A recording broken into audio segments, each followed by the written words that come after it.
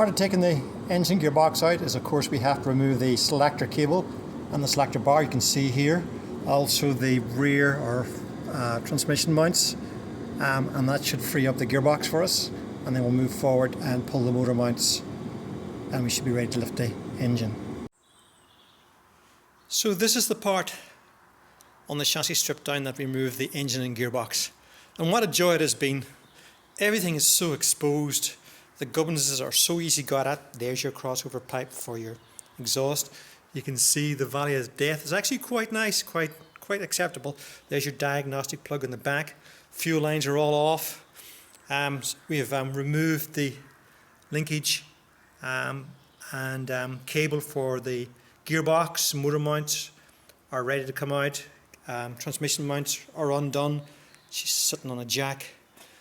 So yeah, next thing is to pull out that engine. Just one thing to note. So the chassis VIN number in this car is 6100, and if you get a look, we're almost there. 6108. So we're not too far off. And just like that, the engine and gearbox are out. Very straightforward. With the body off, it's just a matter of undoing the 2 bolts for the motor mounts, the bolts for the gearbox mounts, or gear linkage, cable and bar. You can see to the left the fuel filter assembly. All in all, the chassis inside here isn't too bad.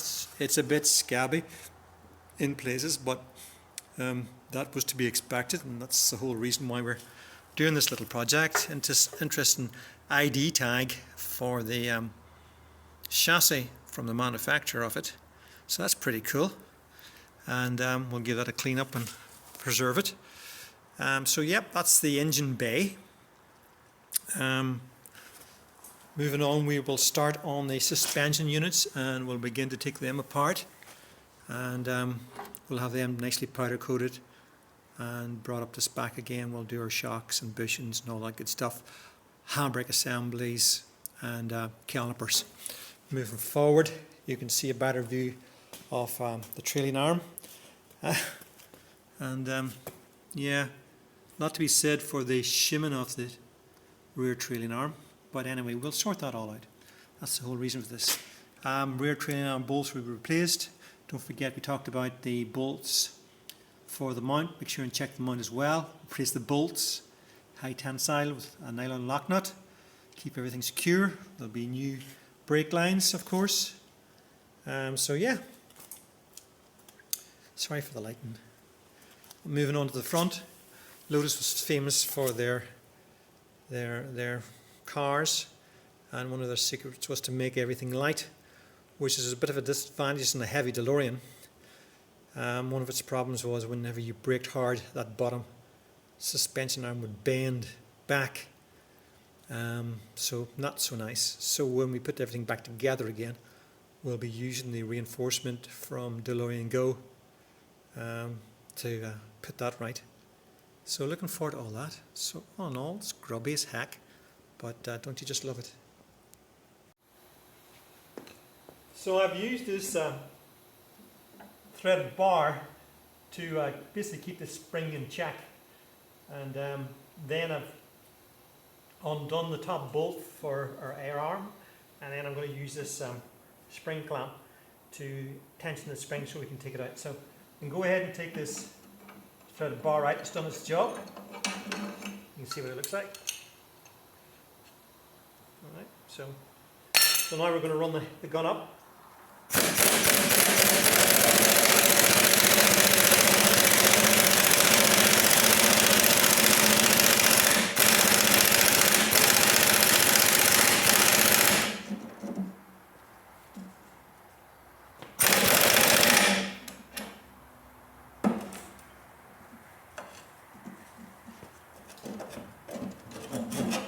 And we've got the spring out.